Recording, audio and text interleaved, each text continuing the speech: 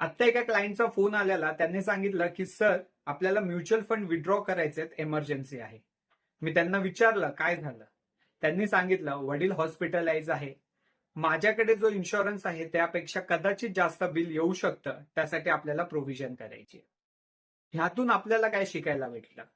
गेले 4-5 वर्ष त्यांनी मेहनत करून इन्व्हेस्टमेंट केली. काही त्यांचे गोल्स होते, जे पुढच्या 10 वर्षांमध्ये कंप्लीट होणार होते. प्रॉपर इन्व्हेस्टमेंट होती, रिटर्न सुद्धा चांगले जनरेट झालेले. बट हे प्लॅन करत असताना त्यांनी आपल्यावरती डिपेंड असणारी लोक कसे सुरक्षित राहतील ह्याचा विचार केला नाही. आणि त्यामुळे त्यांचा इन्शुरन्स कमी असल्यामुळे आज जेव्हा खर्च जास्त होतोय, त्यांच्याकडे म्युच्युअल फंड विथड्रॉ करण्याशिवाय दुसरा ऑप्शन नाहीये. कदाचित ही चुकी तुम्ही सुद्धा करत असाल. तर तुम्हाला हे समजून घेणं गरजेचं आहे, की जर तुम्हाला तुमचा म्युच्युअल फंडचा इन्व्हेस्टमेंट पोर्टफोलिओ वाचवायचा असेल, तर तुमचा आणि तुमच्यावरती डिपेंड असणाऱ्या प्रत्येक व्यक्तीचा इन्शुरन्स असलाच पाहिजे. कारण की एक अनवॉन्टेड खर्च तुमचा इन्व्हेस्टमेंट पोर्टफोलिओ हाफ करू शकतो.